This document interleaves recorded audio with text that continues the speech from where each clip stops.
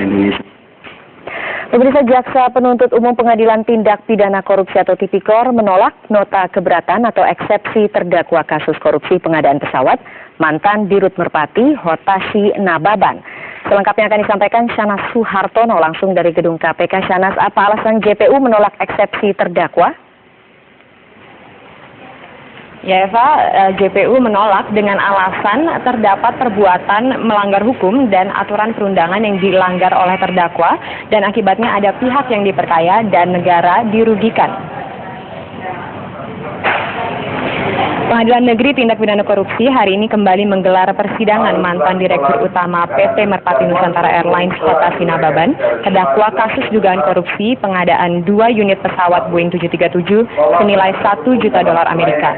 Sidang mengagendakan tanggapan penuntut umum atas nota keberatan terdakwa. Dan dalam pembacaan tanggapannya, jaksa mengatakan bahwa dakwaan penuntut adalah sah dan eksepsi atau nota keberatan terdakwa tidak dapat diterima dan meminta majelis hakim untuk tetap melanjutkan persidangan. Jaksa menyatakan juga bahwa dakwaan terhadap Hotashi Nababan telah disusun sesuai fakta hukum dan tindak pidana yang dibuatnya. Jaksa juga menyatakan telah diurai jelas duduk kasus hukumnya serta peraturan perundang-undangan yang dilanggar oleh terdakwa yang menyebabkan adanya pihak yang diperkaya akibat perbuatan dari terdakwa.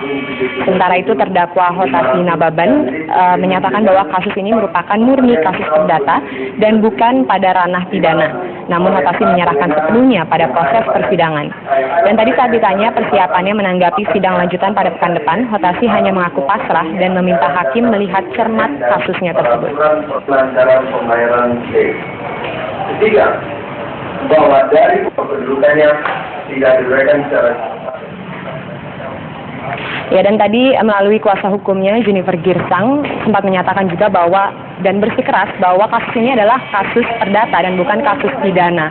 Dan Hotashi juga sampai saat ini masih menjalani penahanan sebagai tahanan kota dan bukan tahanan pidana. Kembali ke studio, Eva.